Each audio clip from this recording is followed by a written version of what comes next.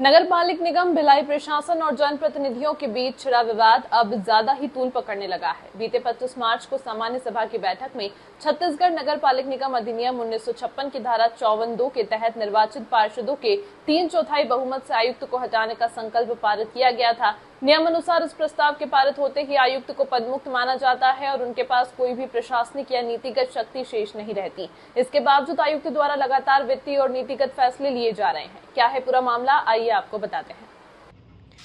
पार्षदों का आरोप है कि पद से हटाए जाने के बाद भी आयुक्त द्वारा ठेकेदारों के भुगतान की प्रक्रिया को आगे बढ़ाना और प्रशासनिक निर्णय लेना न केवल अवैध है बल्कि यह सामान्य सभा के सामूहिक विवेक और लोकतांत्रिक मर्यादा का खुला उल्लंघन है।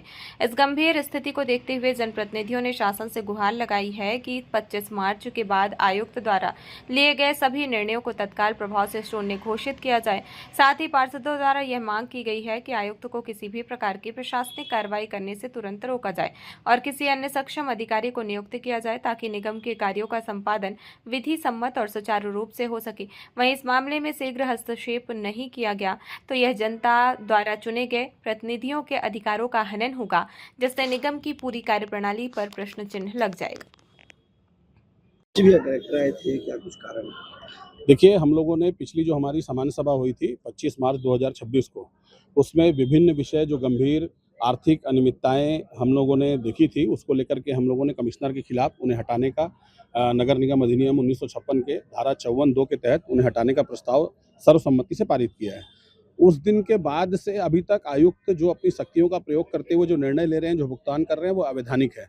क्योंकि हमारे एक्ट के हिसाब से 3/4 बहुमत से जिस दिन भी आप उन्हें हटाने का प्रस्ताव संकल्प पारित करेंगे, उस दिन के बाद से आयुक्त की शक्तियां शून्य हो जाती हैं और उनके द्वारा लिए गए सभी निर्णय शून्य है। तो हमने कलेक्टर साहब से आज मांग की है कि किसी को आयुक्त के रूप में यहाँ पर वो किसी सक्षम अधिकारी को बैठाएं ताकि नगर निगम के कार्यों का संचालन ठीक तरीके से हो सके। तो उन्होंने हमसे कारण पूछा कि किन किन कारणों से आप लोग आयुक्त से असंतोष है। तो हमने बताया कि कई गंभीर विषयों की शिकायतें, जैसे संतोष मौर्य हमारे साथी पार्षद, उन्होंने पेवर ब्लॉक की शिकायत लगाई। अन्य हमारे पार्षदों ने विभिन्न विषयों पे अलग अलग ऐसी जो अनियमितताएं हुई थी उनको लेकर शिकायत हुई। उन सारी जांचों को रोकने का, प्रभावित करने का काम आयुक्त कर रहे हैं, महापौर कर रहे हैं मिल करके। और आयुक्त ने जो शिक्षा उपकर की राशि है, जिसमें शासन का दिशा निर्देश है कि शिक्षा उपकर की राशि को केवल शासकीय विद्यालयों के उन्नयन और पेयजल और शौचालय पे ही खर्चा किया जा सकता है, उस राशि से उठा करके ठेकेदारों का भुगतान किया है।